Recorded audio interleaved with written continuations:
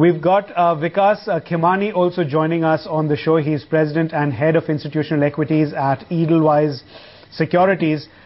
He is at the Edel Pulse conference. So, Vikas, before we get into talking to you specifically about the markets, take us through what the conference is looking like, what the mood among investors at the conference is.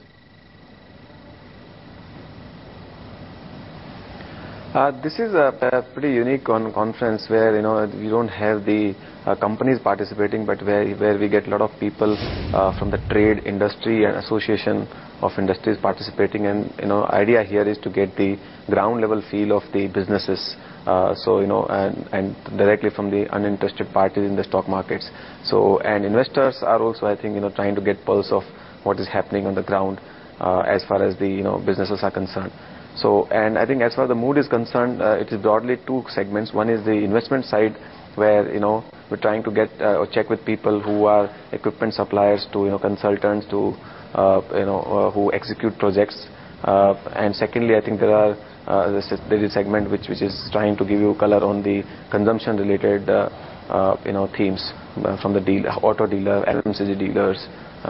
On the investment side, we are getting a feel that there is a considerable slowdown in the execution of the projects.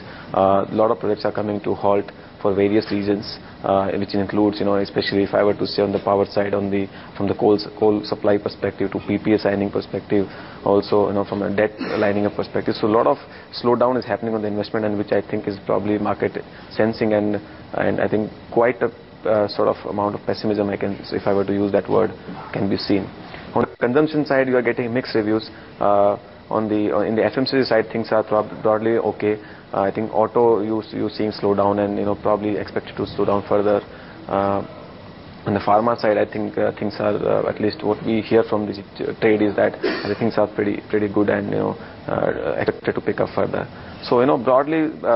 I think the mood seems to be a lot more pessimistic on the capital expenditure investment side. Consumption side, it is more mixed, and some amount of expectation of slowdown in some segments of the consumption.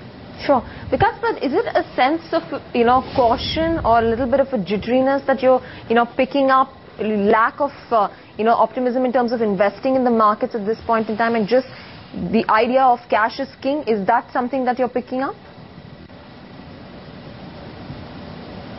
Yeah, absolutely. I think right now, if I were to give you a sense from the investor's perspective, right now, one word which describes the investor mood is disinterest. I think investors are not able to sort of make a decision as how the situation will pan out, given the complexity of the interlinkages between local and global issues.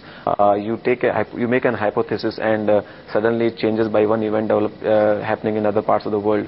And suddenly, you will see what happened, after the RBI policy. Investors were playing on a recovery mode, and you suddenly saw a 50 basis point hike, and the hypothesis of most of the investors changed after that. So, I think the turn of the event is so quick and so complex right now that investors are right now tired of the current situation and market volatility, and which is leading to some amount of disinterest, and that's the precise reason I think we are also seeing very little inflows, and which is also reflected in the volumes, market volumes. Because global sentiment is the biggest dampener at this current point in time, and it's the biggest known headwind to everybody and all the investors at this point in time. What is your sense, and what is the word around as to how much more pain can we see in our own domestic markets because of what is happening globally? See, it's very difficult to predict and comprehend and say with certainty. I think we were making a hypothesis that since our linkages or our dependence on the international trade is not too high, probably India will remain a bit insulated. But I think in this kind of globalized world, it is very hard to say anything. Let's say, earlier you had a crisis of growth or slowdown in the growth in the developed market, but if that leads to, let us say, a crisis of liquidity or any sort of solvency crisis, then it can snowball to or it will snowball to any markets in the world. So currently it's very difficult to say what could be the extent. It really depends. One has to see and watch how the whole situation pans out. And that is probably broadly describing the investor mood also, that rather than taking a decision, even if it is if it comes expensive, but it is better to take a decision of investing but down the line when some clarity emerges. Right, but Vikas, even if you set aside global factors for just a moment and focused on the domestic aspects influencing the equity markets, would you say that as we stand today, things are looking a lot worse than they did maybe 6 months back? Absolutely correct. I think a couple of months ago, I think most of the investors were, or market participants were hoping that the inflation will come down, the recovery will start happening in the market, and interest rate probably will start coming down. Post last RBI's 50 basis point hike, I think market hypothesis has changed significantly. I think the interest rate peaking scenario which market was building in has gone for toss, or at least got postponed for some time. I think there is significant fear in the market that the FY012 earnings will see a significant downgrade further. Earlier the market was expecting around 15-16% kind of earnings growth, which already post quarterly results have come down to 12-13%. My own sense is that I think probably it will go down further as we see quarterly earnings coming in the next couple of quarters. So and there's a significant amount of fear around that, that can it go to 4-5% kind of earning growth, and that would be disastrous, and that would lead to market being further down, and some amount of serious situation we will have to encounter. So I think it really is, we have to see that how government reacts to the whole situation, how RBI reacts to the whole situation in the next policy, and that will set the market sentiment. Till then, I think market will remain fairly weak and volatile. Right, because let's talk about IT. That's the sector which is causing a lot of concern and a lot of jitteriness amongst investors at this point. Yesterday there was the Infosys conference where they did say that they are cautious in terms of the demand environment. They expect clients to be a little more cautious, and they don't expect mega deals for a long term. Is that something that will cause a little bit of worry for the investor community, particularly from an IT standpoint?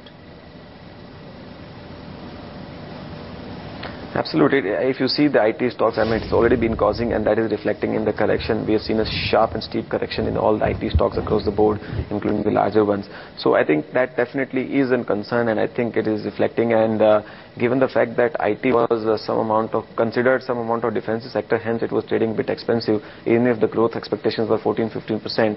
I mean, most of the IT stocks were trading 20+. So as the growth expectations have gone down, it is bound to see some amount of correction, and I guess probably most of these stocks will settle down somewhere around 14-15 kind of P multiples before so that's where I think probably it will have to consolidate. Your own Sensex target, Vikas, at Edelweiss for the entire fiscal, where do you believe that we could be heading? We really don't put any specific number or Sensex target, because I think in such an evolving time it's very difficult to put a number to it. What we are seeing right now is that markets will remain subdued, markets will remain weak. I think next round of trigger could definitely come from the either monetary or fiscal policy measures. If we see interest rate peaking out anytime or let's say if RBI governor gives any hint that interest rates are peaking out and will start looking downwards in next policy, probably that could be a good trigger for market. And but definitely my own sense is that next 3 to 6 months market will remain fairly weak and subdued, and we'll have to see when the situation changes. Otherwise one should not expect too much equity returns from this financial year perspective. All right, Vikas, we'll just come back to you in a all right, Vikas, just another point we wanted to ask you is about the real estate pack. We've seen that lot get mercilessly beaten down over the last couple of months. Do you believe that at current levels it might make sense for investors to start buying into real estate stocks selectively? See, look, again, I think at a selective level, I don't know whether real estate is a sector to buy, because I think there might be some value, but real estate sector anyway is not known for creating value, given our whole real estate structure of the real estate industry. So I would not advise at this point in time to find value in real estate stocks. If you have to find value, there are a lot of stocks, a lot of sectors where you can find value from a longer term perspective. So I don't want to be misunderstood from the fact that markets does not offer value from longer term perspective. There are a lot of high quality stocks available, but real estate is a sector where I would be very wary to really start jumping and seeking value given whatever the structure of the industry we have in India.